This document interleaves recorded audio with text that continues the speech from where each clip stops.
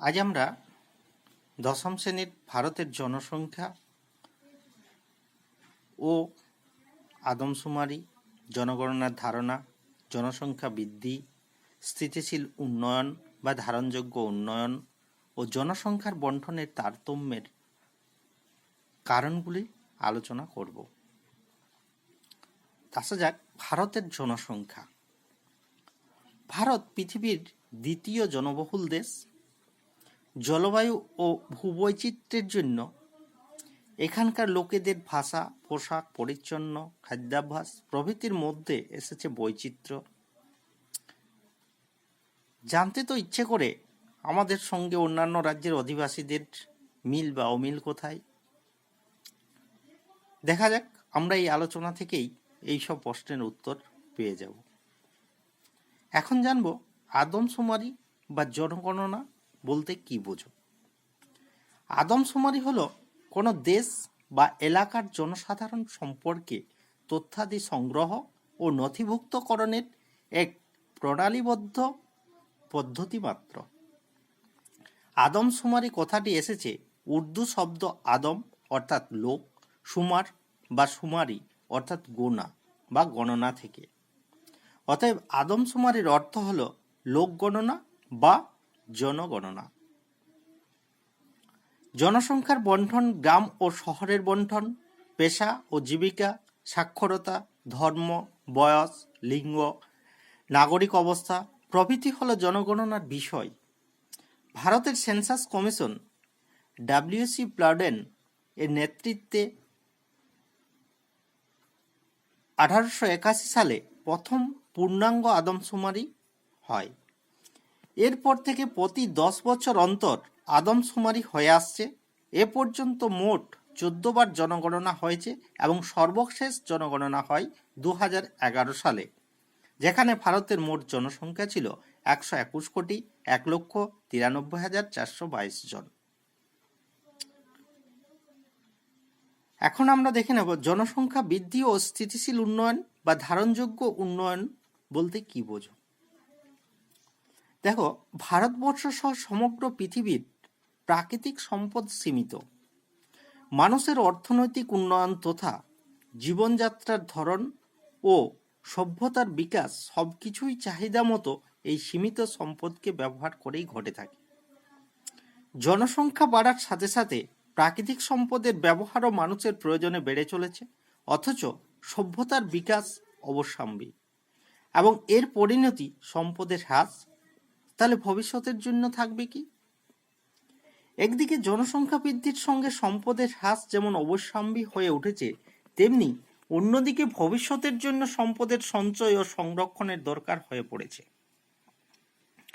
এই সমস্যার সমাধান সম্ভব একমাত্র স্থিতিশীল উন্নয়নের মাধ্যমে।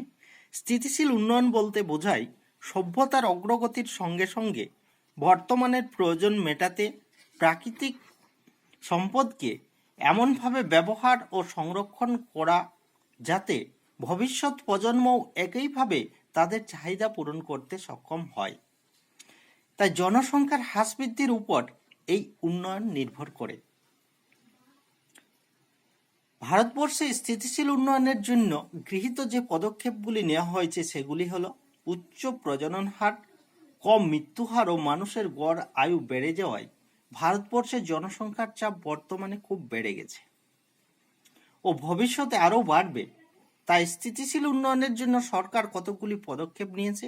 এইগুলি: জনসংখ্যা নিয়ন্ত্রণ ও মানব সম্পদ উন্নয়নের সুনিশ্চিত করা, শক্তি সম্পদের অপচয় রোধ, শিল্পজাত বর্জ্যকে পুনর্ব্যবহার করা, জমি পুনরুদ্ধার করা, জমির বহন ক্ষমতা বৃদ্ধি করা, ভূমিক্ষয় রোধ ও দূষণ নিয়ন্ত্রণের মাধ্যমে প্রাকৃতিক পরিবেশ রক্ষা করা, কৃষি জমি সংস্কার করা ও উর্বরতা বৃদ্ধি করা, জীব বৈচিত্র্য সংরক্ষণ, দূষণমুক্ত ও পুনর্নবীকরণযোগ্য শক্তির উৎপাদন করা। এখন আমরা আলোচনা করব ভারতের জনসংখ্যা বণ্টনের তারতম্যের কারণগুলি। দেখো, এই ভারতবর্ষের মানচিত্রে যেগুলো ডিপ রং আছে জনঘনত্বের পরিপ্রেক্ষিতে, সেগুলো 800 জনের বেশি অর্থাৎ অত্যধিক জনঘনত্ব অঞ্চল, কোথাও 401 থেকে 800 জন। তাহলে এই যে জনঘনত্ব মানে জনসংখ্যার তারতম্য, সব জায়গায় সমানভাবে জনসংখ্যা বসবাস করে না, তার কতগুলি কারণ আছে। এই অসম বন্টনের কারণগুলি হলো, প্রথমত ভূপ্রকৃতি, ভূমির উচ্চতা, ভূমির ঢাল, বন্দুরতা, জলমগ্ন জলাভূমি প্রভৃতি উপাদানের উপর ভিত্তি করে জনবসতি গড়ে ওঠে। সিন্ধু, গঙ্গা ও উপকূলীয় সমভূমির কৃষি, যোগাযোগ ব্যবস্থা ও শিল্পে উন্নত, তাই জনসংখ্যা খুব বেশি। আবার হিমালয় পার্বত্য অঞ্চল উঁচু ও বন্দর হওয়ায় যোগাযোগ ব্যবস্থা, শিল্প ও কৃষিতে অনুন্নত, তাই জনসংখ্যা এখানে খুবই কম। তবে কয়েকটি বিশেষ স্থানে প্রাকৃতিক সৌন্দর্যের কারণে পর্যটন শিল্পে উন্নত হওয়ায় জনসংখ্যা বেশি। মালভূমি অঞ্চলে ভূমির ঢাল ও উচ্চতার মধ্যম প্রকার ফলে জনবন্টন মাঝারি। তবে মালভূমির কয়েকটি স্থানে খনিজ সম্পদের উপর ভিত্তি করে শিল্প গড়ে উঠায় শিল্প কেন্দ্রকে কেন্দ্র করে জনবসতি গড়ে উঠেছে। তাহলে ভূপ্রকৃতি জনঘনত্বের বা জনসংখ্যার তারতম্যের একটা কারণ। দ্বিতীয় কারণ হচ্ছে নদ নদী। ভারতের গঙ্গা, ব্রহ্মপুত্র, গোদাবরী, কৃষ্ণা, কাবেরী প্রভৃতি নদী অববাহিকা উর্বর হওয়ায় জনসংখ্যা বেশি। প্রত্যক্ষভাবে নদীর মাধ্যমে জলসেচ, জলবিদ্যুৎ উৎপাদন, পানীয় জল সরবরাহ করা, নদী যোগাযোগ ব্যবস্থার গুরুত্বপূর্ণ মাধ্যম হওয়ায় নদী উপত্যকায় শিল্পের বিকাশ ঘটেছে, তাই সেই সব অঞ্চলের জনাকীর্ণ। তৃতীয়ত জলবায়ু। জনসংখ্যার স্থানীয় বন্টনে জলবায়ুর দ্বারা প্রভাবিত করে। উপকূলের জলবায়ু সারা বছর মনোরম বলেই জনসংখ্যা বেশি। উত্তর পূর্ব পাহাড়ি রাজ্যগুলিতে জলবায়ু স্যাঁতস্যাঁতে বলে জনসংখ্যা কম।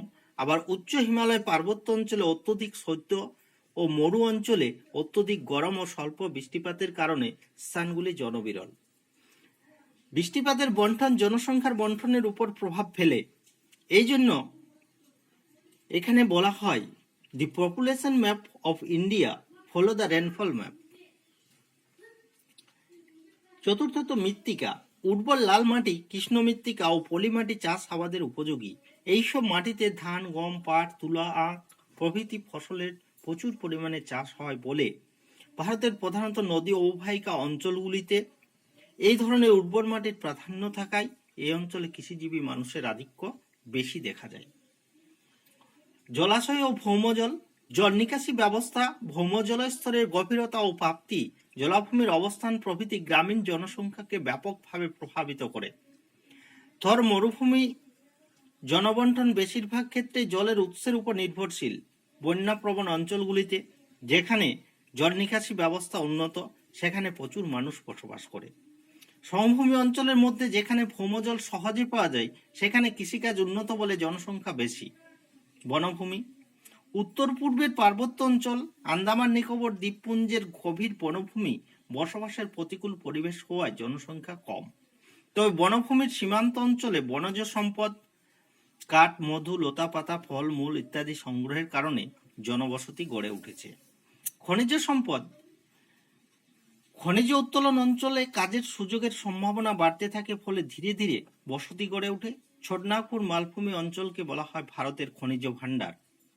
এখানে প্রচুর খনিজ সম্পদ পাওয়া যায়, যে কারণে প্রচুর মানুষের বসবাস, যেমন বালাডিলা, সালেম প্রভৃতি অঞ্চল। শিল্প। শিল্পের উন্নতিতে কাজের সুযোগ বাড়ে, তাই শিল্পগুলিতে জনসংখ্যা অত্যধিক বেশি হয়। পশ্চিমবঙ্গের হুগলি নদীর উভয় তীরে হলদিয়া, দুর্গাপুর, মুম্বাই, পুনে, গুজরাট এই কারণেই অনেক বেশি মানুষ বসবাস করে। কৃষি ও পশুপালন। ভারতের গ্রামীণ জনসংখ্যা প্রত্যক্ষ পরোক্ষভাবে কৃষির উপর নির্ভরশীল। উর্বর মৃত্তিকার সমতল ভূমিভাগের কারণে গঙ্গা সমভূমি ও উপকূলীয় সমভূমির জনাধিক্য দেখা যায়। সমভূমিতে যেখানে জলসেচ ব্যবস্থা উন্নত, সেখানে নিবিড় পদ্ধতিতে বছরে একাধিকবার ফসল উৎপাদন হয় বলে ঘন জনবন্টন দেখা যায়। গুজরাটের উত্তর অংশ অনুর্বর হলেও পশুপালনের কারণে বেশি লোক বসবাস করে। যোগাযোগ ব্যবস্থা। সমভূমি অঞ্চলে জালের মতো সড়কপথ, রেলপথ বিস্তৃত বলে অতি জনাকীর্ণ।